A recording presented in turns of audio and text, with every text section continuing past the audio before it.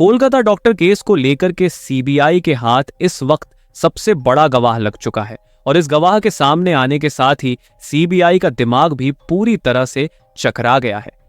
CBI को इस पूरी दरिंदगी का वीडियो मिलने के साथ इस मामले का चमदीद गवाह सीबीआई के हाथों लग चुका है, जिसने इस पूरे मामले को आंखों देखा बताते हुए एक के बाद एक सभी चीजों से पर्दा उठा दिया है।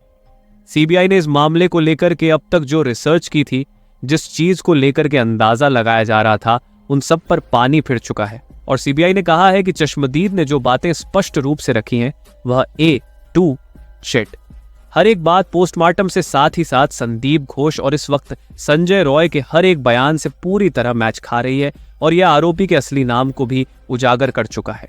ये जो चश्मदीद गवाह है उसने हर एक बात को लेकर के स्पष्ट पर्दा उठाया है। उसने यहां तक बता दिया है कि किसने उस दिन डॉक्टर बिटिया की टांगों को तोड़ा था, किसने आंखों को घूंसा मारा था और किसने गला दबाया था और उस पूरे घिनौने कृत्य को किन किन लोगों ने इस वारदात को अंजाम दिया था। और इस खबर के सामने आने के साथ ही संजय राय और संदीप घोष के भी होश उड़ चुके हैं, क्योंकि इन लोगों को भी इस चश्मदीद गवाह के बारे में अब तक कोई जानकारी नहीं थी।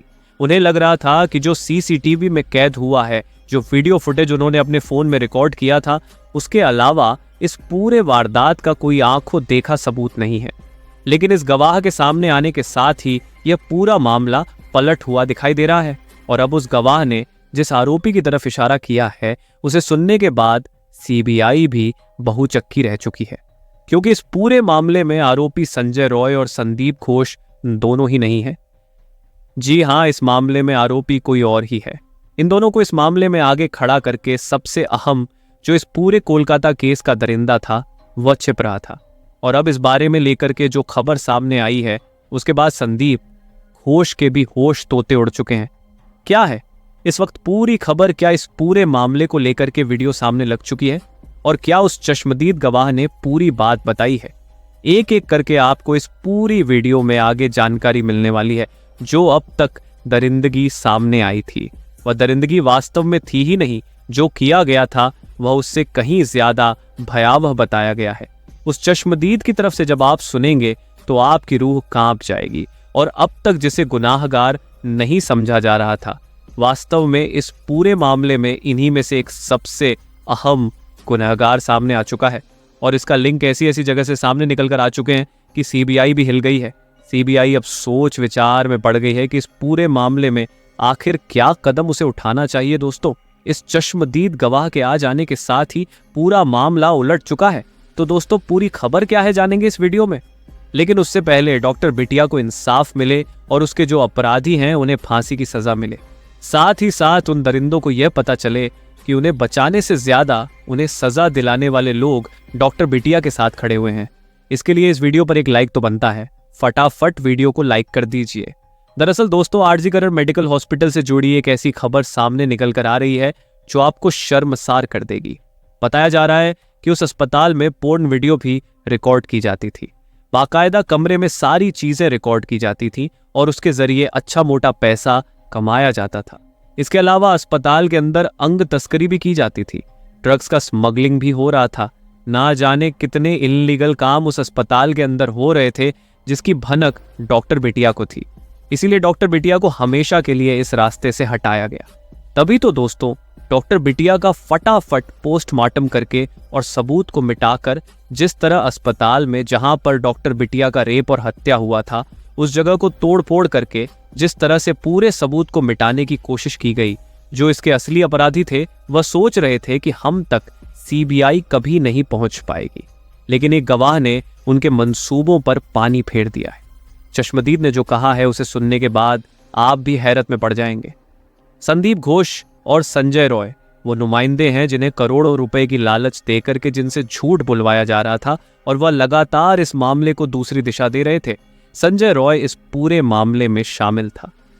जी हां, आपको जानकर के हैरानी होगी कि इस पूरे मामले, पूरे वारदात के समय भी संजय रॉय हॉस्पिटल में मौजूद था और संदीप घोष भी उस वक्त हॉस्पिटल में मौजूद था। पहले संजय राय ने इस पूरे मामले का आरोप अपने सर ले लिया, जो कि पैसों की बदौलत किया था। लेकिन बाद में संजय राय जब इस मामले में फांसी तक की सजा को सुन चुका था, तो उसने सीधे अपनी बात से पलटी मार ली और पलटी मारने के साथ ही उसने कहा कि वह तो सबसे बाद में पहुंचा था और उसे इस बारे में कोई जानकारी तक नहीं थी। एक बार फिर उसका पॉलीग्राफ टेस्ट हुआ है, जिसने उसमें सीबीआई को जो बताया है उसे सीबीआई सोच में पड़ गई है कि आखिर ये हो क्या रहा है। दरअसल दोस्तों, एक बार फिर संजय राय अपने बयान को पलटते हुए एक नई बात सीबीआई को बताई है। उसने पॉलीग्राफ टेस्ट में सीबीआई को बताया है कि 8 अगस्त की रात वह गलती से सेमिनार रूम में घुसा था। एक मरीज की हालत बहुत खराब थी, उसे ऑक्सीजन की जरूरत थी, इसीलिए मैं डॉक्टर को ढूंढ रहा था।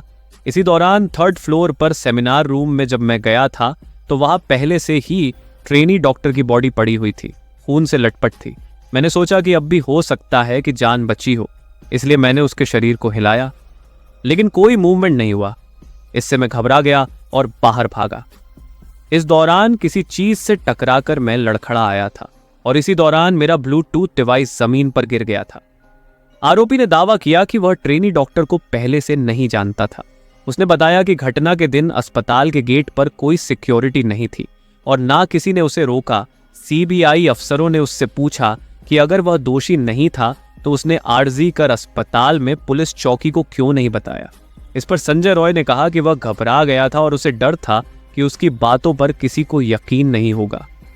वहीं दोस्तों, दूसरी ओर संजय राय अपने वकील कविता सरकार से रो रो कर यह कह रहा है कि मैं मैन कातिल नहीं हूं, मुझे फंसाया जा रहा है, मुझसे कोई भी टेस्ट करवा लो, मैं उसके लिए तैयार हूं, ताकि वह दरिंदे जो इस केस के असली गुनहगार हैं वह पकड़े जा सके। तो दोस्तों, यहां पर सबसे हैरानी वाली बात तो यह है कि सीबीआई को जो सारे सबूत मिले हैं वह संजय राय की ओर ही इशारा कर रहे हैं। फिर भी संजय राय इस तरह का बयान देकर पूरे केस को ही उलट पलट कर रख दिया है। बताया जा रहा है कि संजय रॉय का केस लड़ने के लिए कोई भी वकील तैयार नहीं था। इसके बाद सियालदाह कोर्ट ने कविता सरकार को उनका वकील नियुक्त किया। कविता सरकार सियालदाह कोर्ट में स्टेट लीगल सर्विस अथॉरिटी की इकलौती वकील है, इसलिए यह केस उन्हें मिला। दोस्तों, इस केस में रोजाना नए नए मामले सामने आ रहे हैं। इस बीच पश्चिम बंगाल डॉक्टर्स फोरम के सलाहकार डॉक्टर कौशिक लाहिरी ने कहा कि आरजीकर अस्पताल में कथित रूप से रेप और हत्या की शिकार पीड़िता बहुत कुछ जानती थी और उसे चुप करा दिया गया। उसने हमेशा यह बताने की कोशिश की कि वह किससे जूझ रही थी। वह अकेली नहीं थी, कई युवा और वरिष्ठ डॉक्टर इसी तरह के अपराधों से पीड़ित हैं। उनमें से ज्यादातर को चुप करा दिया जाता है। यह चुप्पी भी हिंसा है। इस लड़की ने अपनी चुप्पी तोड़ने की कोशिश की, इसलिए उसके साथ रेप और हत्या करके इस मामले को और ही दिशा दे दिया गया। दोस्तों, अब जान लेते हैं कि वह गवाह कौन है और उसने क्या बताया है। दरअसल दोस्तों, उस गवाह के बारे में कोई खुलासा नहीं किया गया है, गोपनीय रखा गया है, क्योंकि उस गवाह को भी खतरा हो सकता है जो डॉक्टर बिटिया के दरिंदे अभी खुला घूम रहे हैं, वह उस पर हमला कर सकते हैं। लेकिन उसने जो जो बताया है वह आपको मैं बता देता हूं। उसने बताया कि डॉक्टर बिटिया के रेप और हत्या में कुल 6 लोग थे। उनमें से एक डॉक्टर बिटिया को जोर जोर से पीट रहा था। डॉक्टर बिटिया चिल्ला रही थी। उनमें से एक ने डॉक्टर बिटिया के मुंह पर घूंसा मारा और उसका चश्मा टूट गया था। एक ने डॉक्टर बिटिया की टांगे चीरी। उनमें से एक मुंह पर हाथ कसकर पकड़ा हुआ था ताकि वह चिल्ला ना पाए। आगे उस गवाह ने बताया कि मैं पूरी तरह से डर गया था। मैं अलमारी के पीछे छुपा रहा, अपने सर को मैं उठाकर झांकने की कोशिश नहीं की, इसीलिए मैं दरिंदों का सही से चेहरा नहीं देख पाया, लेकिन पैरों को मैं नीचे से देख रहा था। वहां पर 6 पैर मुझे दिखाई दे रहे थे, इसलिए यह कह सकता हूं कि डॉक्टर बिटिया के रेप और हत्या में 6 लोग शामिल थे। उसमें से एक कह रहा था कि कुछ नहीं होगा, मेरी पहुंच बहुत ऊपर तक है। तो दोस्तों, इससे यही साबित होता है कि डॉक्टर बिटिया के केस में कोई मामूली आदमी नहीं बल्कि बहुत बड़े बड़े आदमी शामिल हो सकते हैं। लेकिन इस गवाह ने जब सीबीआई को बताया, इससे और सीबीआई उलझ चुकी है। इसलिए सीबीआई एम्स की मदद ले रही है ताकि जल्द से जल्द जो इसके असली गुनहगार हैं वह पकड़े जा सके।